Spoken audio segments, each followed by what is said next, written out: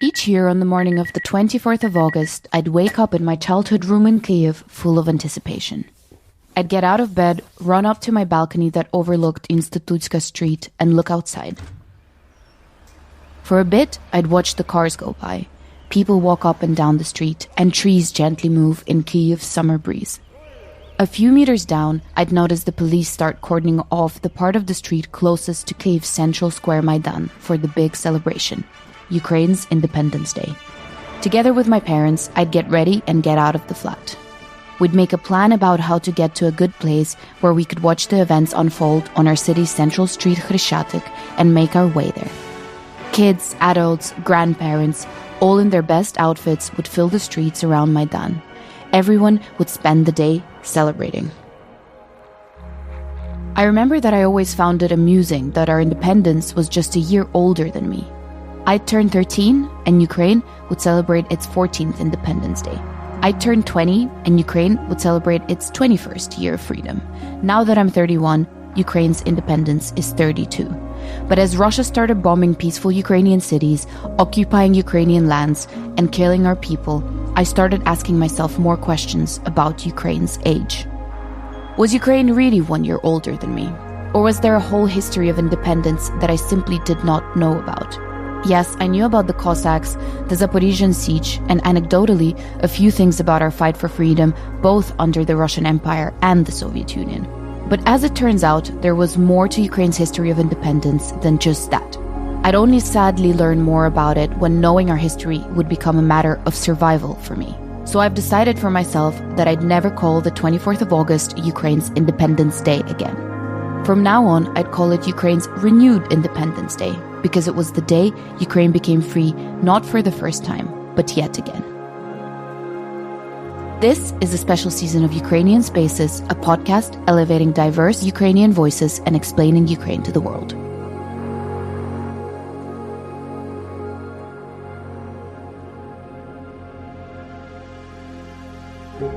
Ukraine regained its independence on August 24, 1991, following the dissolution of the Soviet Union, marking a pivotal moment in the nation's history after decades under oppressive Soviet rule. The declaration was overwhelmingly supported by a referendum where over 90% of the Ukrainian population voted in favor of independence, from the east of the country to its west. It wasn't just the failed coup in Moscow that led to this historic event. The Revolution on Granite, which took place in 1990, represented a crucial turning point in the nation's journey towards breaking away from the Soviet Union. Thousands of students and activists gathered to protest against the centralized power of Moscow and to demand sovereignty for Ukraine. The movement played a crucial role in galvanizing public support and setting the stage for the formal declaration of Ukraine's independence in 1991. The Revolution on Granite remains a symbol of the nation's enduring spirit and determination to forge its own path. But was Russia ready to let go? And what consequences would the legacy of Russian colonialism have on Ukraine rebuilding itself again? Marichka, Stas, Maksym, and I will tell you all about it. I don't actually remember anything about August 24th, 1991, when Ukraine regained independence from Russia. Maybe because my family was deeply confused about the empire collapsing around them. They were suspicious of news coming from inside the walls of a building they never trusted in the first place. The Ukrainian parliament maybe was a newly founded democratic institution, but it was still based at a Soviet-built headquarters of former Russia pocket legislator in faraway Kyiv that my parents had never even visited. Things became real for our family several months later. On December 1st, 1991, my parents dressed me in several layers of warm clothing and we walked to a voting station. As a small kid, I wouldn't understand what are independence, democracy, or sovereignty, but I vividly remember the buzz of a shared excitement at a packed voting station. It was the first democratic vote my parents participated in. Our predominantly Russified city region voted 90.66% for the independence. When my dad left the voting booth, he looked a tad concerned. "Do you really think Russians will allow us to have this that simple?" he asked my mom. My mom just shrugged. I had no idea what he meant either. It would take me and the entire country many more years to realize that freedom never comes free. Freedom did indeed come at a price, as Maksym noted. Today, millions of Ukrainians have come to realize that. But was it worth it? And how did it feel for millions whose lives changed in a day?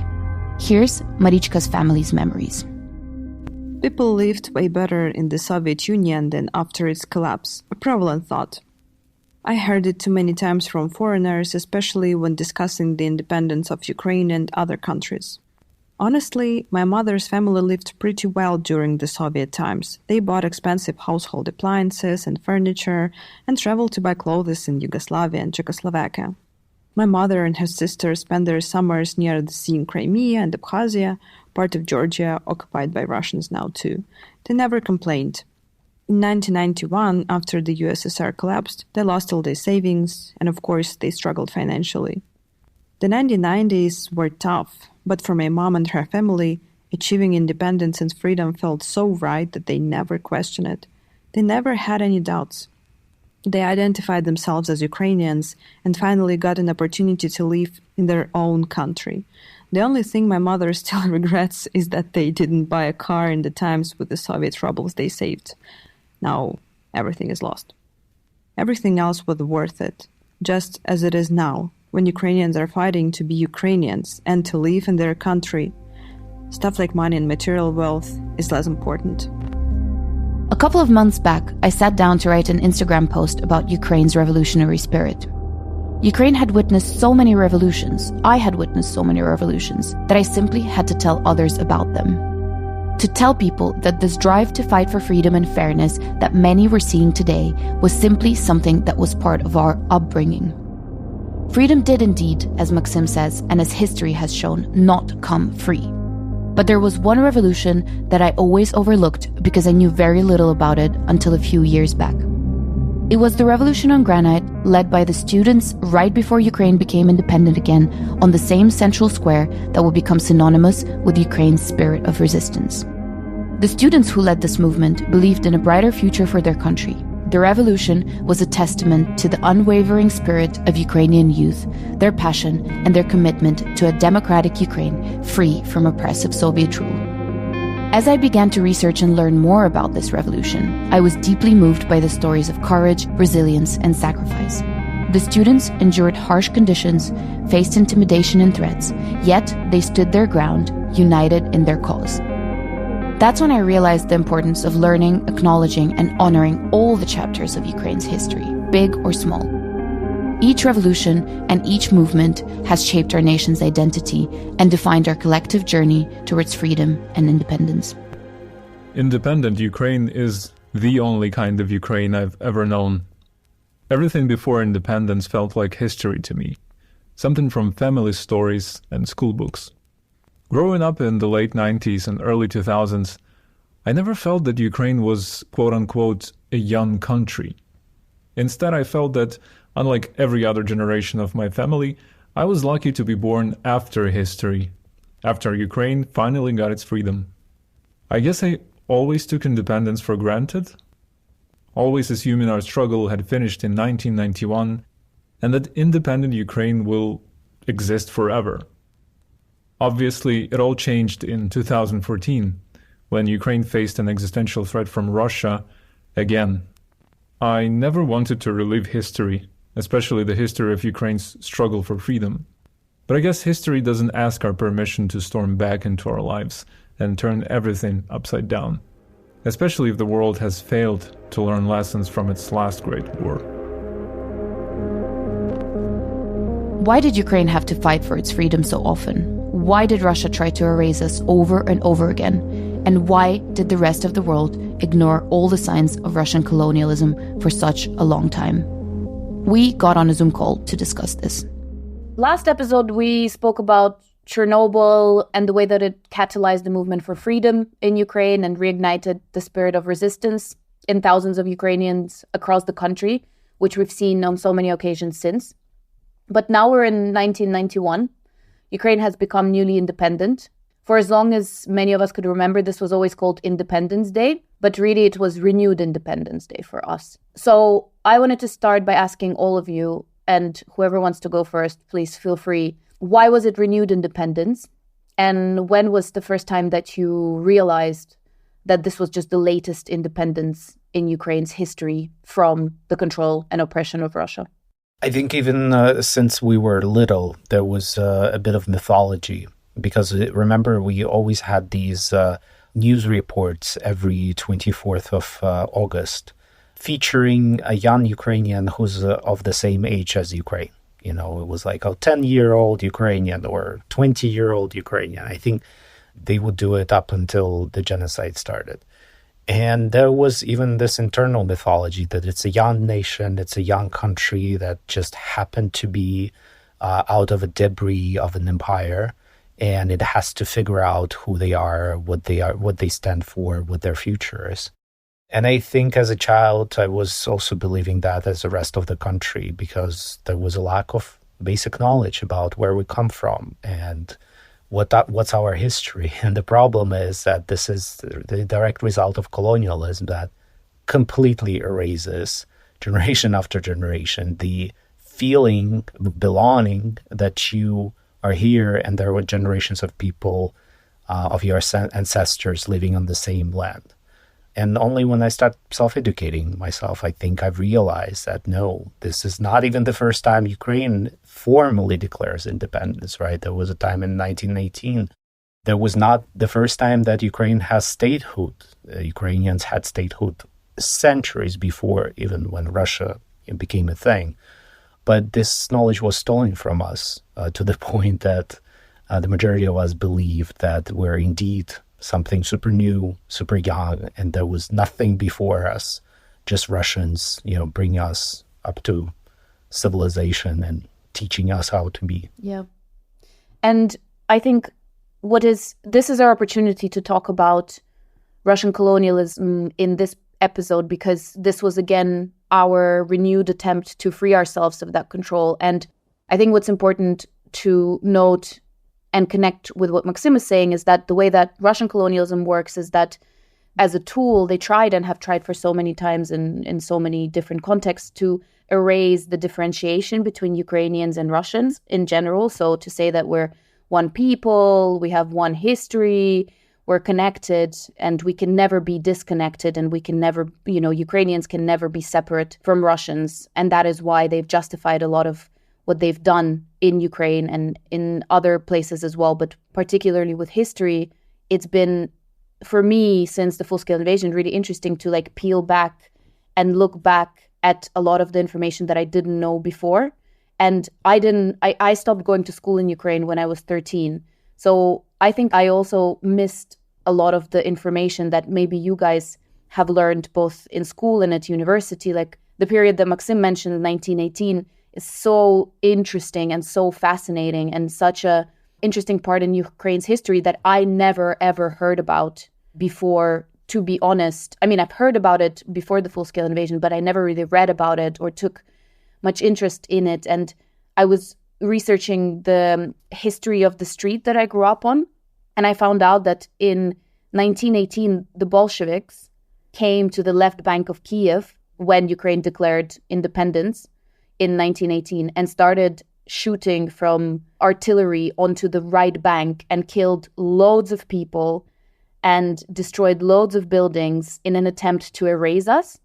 I just think it's so crazy that I grew up on that street and I never knew about its history and about Ukraine's independence back then and about all the heroic attempts at keeping us independent from Russia when we had that opportunity. So I think this period of renewed independence in 1991 it's really important to look at it through the context of other periods as well. I also think that it's important to add that this idea that Ukraine is just a very new government and country is very useful for specifically Russia and Russians, because they created this myth about the Kievan Rus and this the right history of Russia, not Ukraine and not Kiev.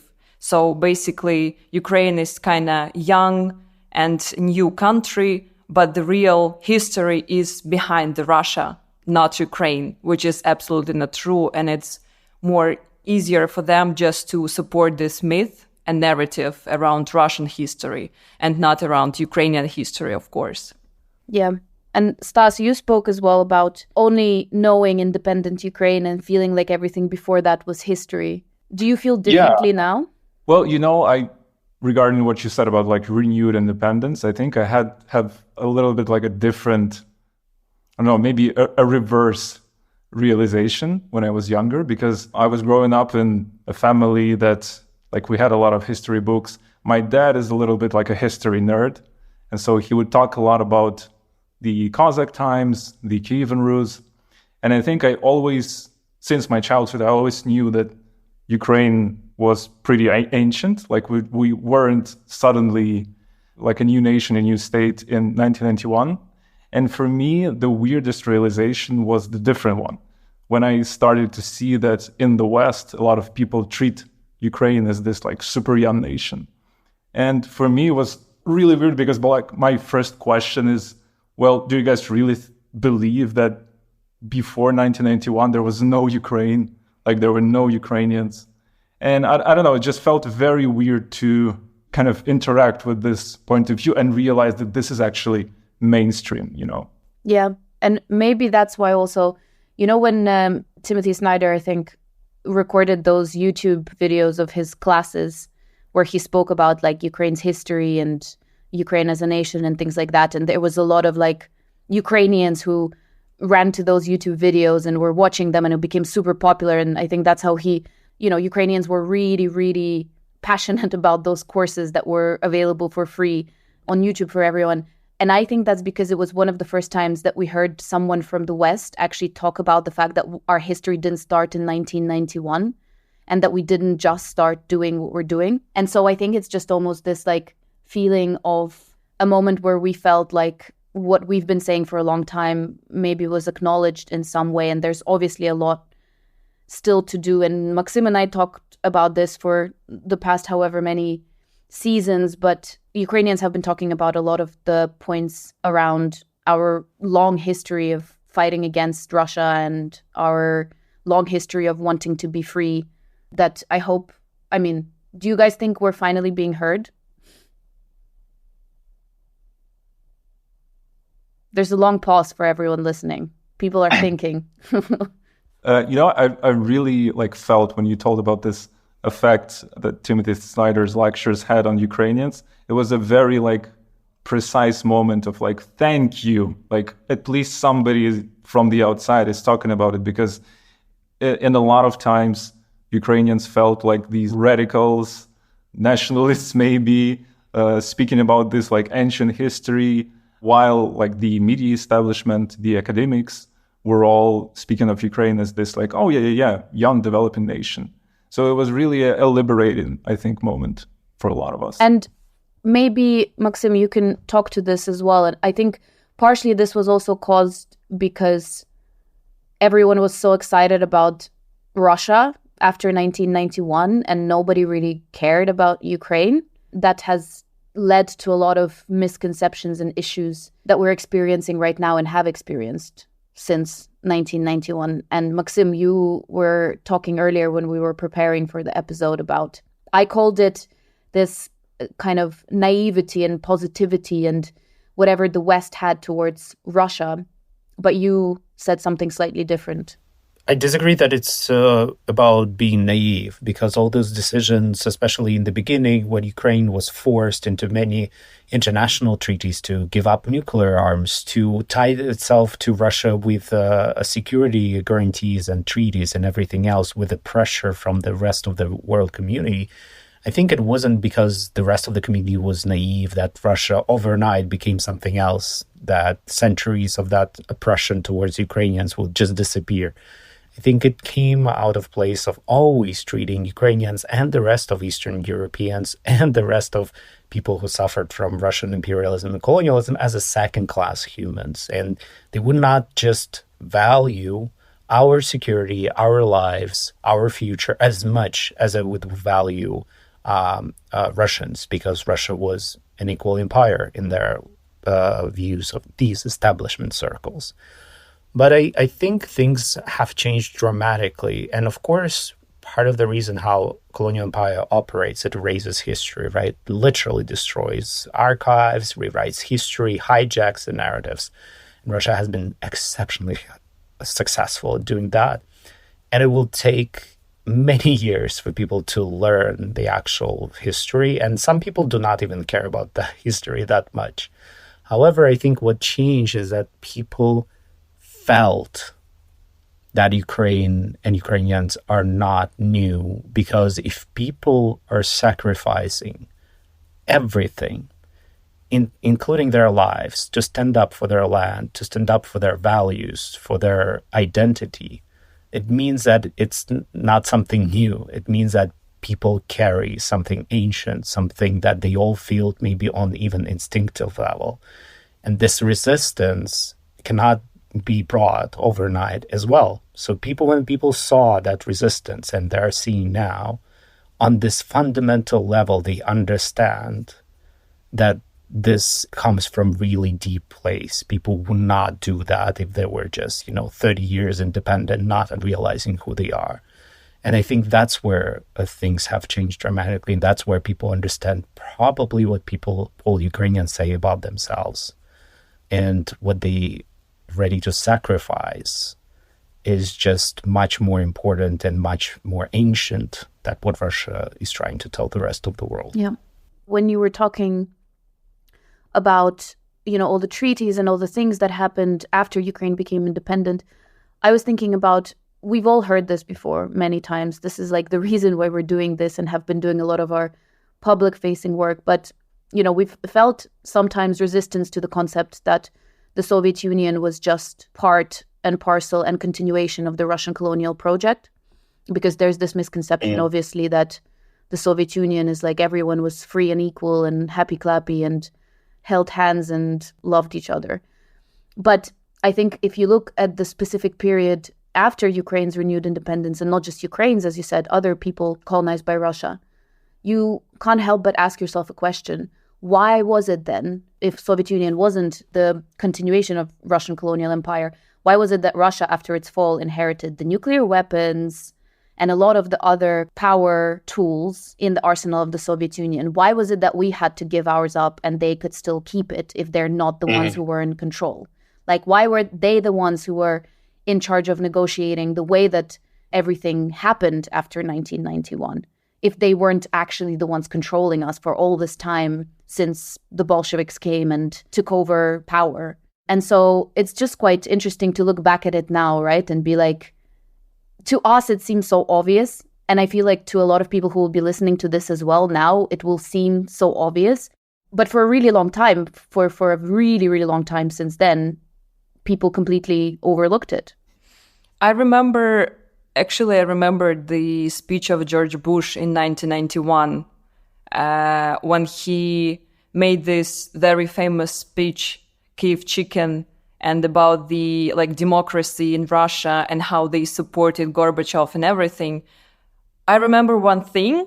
He told that he knows the struggle of this country meant Russia, like not any other country, only Russia, like the hugest and the greatest one as the Soviet Union, like mother and everything. That he told that he understood the struggle of this country for democracy and freedom, and that the US totally support them in building democracy. But he never, the only thing that he was afraid of, speaking about Ukraine, he was afraid of Nazism and nationalism and dictatorship, where if Ukraine gets independence, it means that it can be super nationalistic, and very have dictatorship or something like this. And for me, it was so shocking because for us, for Ukrainians, getting an independence, it was so important. And it was so important that Western community can support us in this because we're fighting for democracy. We want to be free. We want to be independent. This is super amazing. It's all these values that they keep talking about. But the only thing that George Bush did those time, it was that the only supporting democracy in Russia and Russia, everything good about people, but not for any other country who was a part of Soviet Union. Yeah. And meanwhile, whilst everyone was super positive about, Russia, they were still keeping control of the newly independent states or trying to keep control. Empire doesn't let you go that quickly or that easily. Yeah, I like these memes that actually, put in linear perspective the history of democracy in Russia and show that, on all these multi-century history of Russia, there was like just a millisecond of democratic experiment, and the rest was always tyranny, always empire, always autocracy. And then you can compare to actually very ancient democratic traditions within Ukraine. And that's why for Ukrainians, it always was super sensitive to restore freedom and restore democracy. And even all those popular now liberal talks within Russia about democracy and freedom, they take place in the philosophical historical works that Ukrainian philosophers would write in the 16th or 17th centuries, like Grigory Skovoroda, which is basically the founding father of Russian as well, Russian liberalism and Russian tradition of free thinking. And now, for several centuries, Russians would claim that Grigory Skovoroda was Russian, of course. But when Russians invaded, full-scale invasion started, one of the things that they did, they bombed the museum. Not even in the downtown, but somewhere in the countryside. And everybody in the West was so shocked. Why would they spend so much money and effort bombing, some philosopher's museum somewhere in the countryside? But for Russians, they understand that these kind of bits and pieces of facts about where Ukrainian democratic traditions stand, how ancient those traditions are, is direct threat to that image, civilizational image that Russia still clings and tries to sell, like, oh, Russia is superior. Russia knows best. Whether it's Russian opposition figures who would tell you that Russian version of democracy is superior to anything else that could happen to this place, whether it's Putin who will tell you that Russian way of life and Russian empire is superior to anything that can happen in Russian neighborhood. Yeah. And I've heard this sometimes from people outside of Ukraine, in Ukraine, but that like if Russia didn't decide to make Ukraine free and others in 1991, nothing would have happened, right? Like if Russia didn't let go, then we would have forever stayed in the empire. And I just think like it's so important what you were saying, that actually the democratic tradition in Ukraine and the philosophy of freedom is not something that should be overlooked when we think about the reasons why Ukraine became independent and also the reasons why we're fighting today for our independence, right? It's still a colonial view if you say that, it was only up to Russia to decide to let us go. We had nothing to do about it, that we're like these passive subjects that Russia does things to, agrees or disagrees. And unfortunately, we're paying a really massive price for it. But I really hope that foreigners who are listening to this, people from abroad, do try and look a little bit deeper into us as people who also propelled our own freedom and have been doing that for a very long time as a nation. And so, yeah, I think it's just important to keep mentioning that and asking people to look a little bit deeper into our history beyond 1991. But yet it's important for us to look at 1991 as well and the period that happened after that. So I wanted to ask maybe, Stas, we keep talking about sort of the price for freedom that Ukrainians have had to pay on many occasions. But what does that actually mean to you? And has that changed since February of 2022 or not? I think it relates a lot to what you were saying about this idea that Russia somehow gifted us independence in 1991. I think because there was no war in 91, a lot of people assumed that it was just an accident, or like nobody really struggled for independence, so it's not valued in the same way. And even within Ukraine, I think some people were hesitant about independence in a way that, did we really struggle for it? There was a lot of doubt, I think. But definitely since 2022, that question has been closed. I hope forever, because people saw how much Ukrainians are willing to give for independence. But also there was a lot of historical revisionism, or maybe just looking at the same history facts that we already knew with a different angle. Because again, in 1919, a lot of stuff could have been different if, for example, there was no struggle for independence. If Ukrainians were not fighting for independence, we would just be, incorporated into the Soviet Union as just part of Russia. There wouldn't even be this Ukrainian Socialistic Republic or whatever.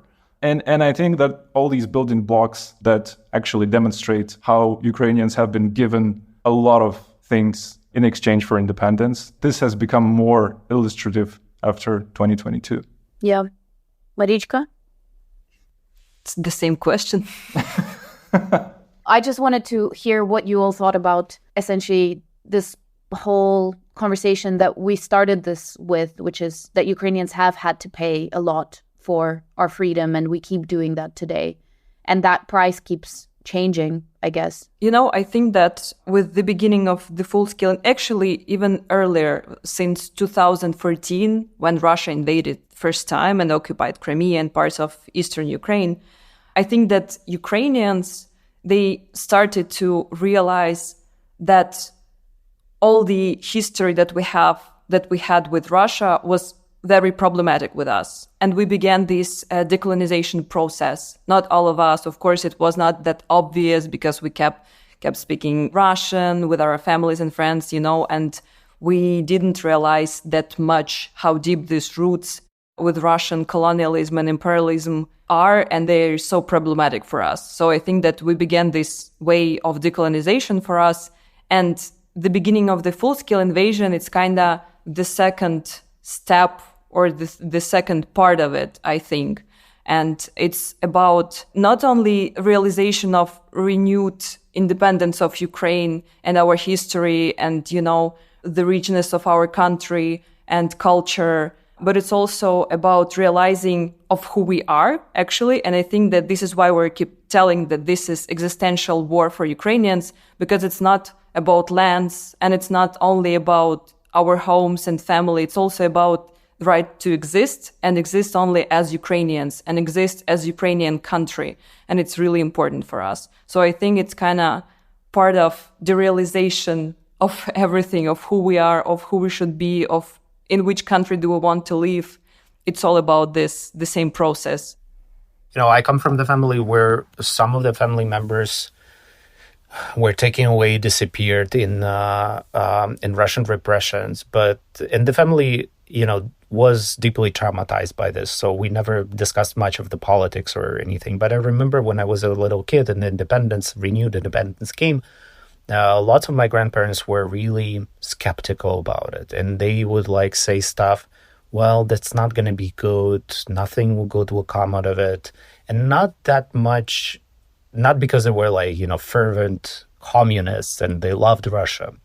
But there was something of a huge skepticism. And only later I realized that what they feared is that as long as Russia is out there as an empire, there's always be a terrible price to pay for being free. And they weren't naive, realizing that this independence, it means the end of, maybe this oppressed but relatively peaceful existence. If you want to be unapologetically free, you have to pay a price for it. And they knew that this price will come sooner or later. So I think that's kind of a depressing thing to realize, but also a good warning for everyone else who watches Ukraine, that for better or worse, freedom is not free and there is always price to pay. But I think this price exponentially increases when you start ignoring this whatsoever and taking freedom and democracy as a privilege or something that is there. You don't have to do anything for it to survive. And I think this could be a good telling story for the rest. The sooner you become aware of it, the lesser the price you personally will pay for staying free in this world. I think right now it's very similar situation with peaceful agreement with Russia. The same thing that you, Maksym, told, to live in some kind of relationships with Russia, that our grandparents thought that it could be better than to be at war or independent because they always would like to have some influence on us. Right now, when a lot of people abroad telling that Ukraine should make some peaceful agreement with Russia so we can stop war, killing people, we can stop all these deaths and tragedies, But for us, it means all the same. It's still the same Russia. It's still the same Russian Empire. It's still the same Russia who wants to destroy Ukraine and Ukrainians and doesn't want us to be free. So it means that if we have this peaceful agreement now, it means that in 5, 7, maybe 10 years, they'll do it again, but only they'd like to have Kyiv, for example, or maybe next it's going to be Lviv. And step by step, they want to be us, part of Russia, and never independent Ukraine or even some kind of Ukraine. It's George Bush speech all over again. And I think, once again, people who demand those peace negotiations or compromises, I don't think, again, that it's naive. I think they just don't value Ukrainian lives. And they think, okay. Yeah. And I think in the next episodes, we'll talk a lot more about the rest of Ukraine's modern history, I guess. Not just modern history, like our memories. And we'll talk about culture and language and school and how we became the Ukrainians that we are today through all of that. But I think for the sake of this period, the immediate after 1991 period, it goes back to what I think both Marichka and Maksym said, which is that, like, back then, our independence, our renewed freedom was done in a way that, and people in general and the West didn't want to piss off Russia too much. So it wasn't like a radical break from the empire, right? It was still a very gentle independence that allowed Russia to keep its awful tentacles of control within our country. Maksym, what was that fact you said that Russia had to approve? Yeah, I think people are still think that I'm crazy mentioning that up until 2014, unofficially, the positions within the Ukrainian government of foreign minister, defense minister, and interior minister had to be run by Moscow before approved. Of course, it wasn't official policy, but that's how things were. And people find it bonkers crazy that would happen. But for Russians and for Ukrainian political elites, that was just the reality. But I just remember my childhood memory, and I was reminded the other day of the clip on the internet of this famous Ukrainian music festival, Chervona Ruta, which is like massive music festival that would travel different places in Ukraine with the start of the new independence. And I remember a clip from 1995 when Chervona Ruta was in Crimea in Sevastopol. And there was a Ukrainian young singer, Kravchuk, who was voguing on the stage, being unapologetically queer and, cool and young. And I was watching that as a kid, as a queer kid. I was just, it was something mind-blowing for me because, of course, I wasn't like as educated, but I knew that the Russian past would never allow anything like that happen in public. Any freedom of expression like that would not be tolerated by the empire, which is still very patriarchal and homophobic. But that it was happening in independent Ukraine in 1995, because that's what Ukraine stood for back then. And I think this kind of memory, it was nice to remember that these are the things that Ukraine stood back then already, even on such sentimental levels as culture and entertainment and pop music. Yeah. Despite the control and oppression and, as I called it, Russia's colonial tentacles that continued to, control us in a way. We spoke about this and we'll keep talking about this and mentioning this in every episode and explaining a little bit more and bringing specific examples. But this spirit of resistance that comes out in so many different ways and in so many different, as you said, culture, literature, music, politics, activism, whatever it is, they have been coming to the forefront despite this control and will keep doing that. And that's what we're seeing today, that it's obviously horrific and terrible and tragic what's happening, but it's not new. A lot of these acts of defiance that Ukrainians have been showing to the rest of the world. And the more someone tries to control you and oppress you, the more you rebel and fight back for your freedom. This was the time when we took our first steps, learned our first words, and read our first books. A pivotal time for us, but also for Ukraine. There's no doubt that with Ukraine's renewed independence came a lot of questions that we as a nation still had to answer for ourselves. But because 1991 wasn't just a single moment of triumph, but the culmination of years of struggle and resilience, we had our history that we were yet to discover to help us. Some of us realized that before others did, but today we are reminded that to really understand Ukraine, we need to delve into its rich past beyond 1991 to feel the depth of its spirit. Only then can we grasp the true essence of our nation and its people and decolonize conversations about Ukraine.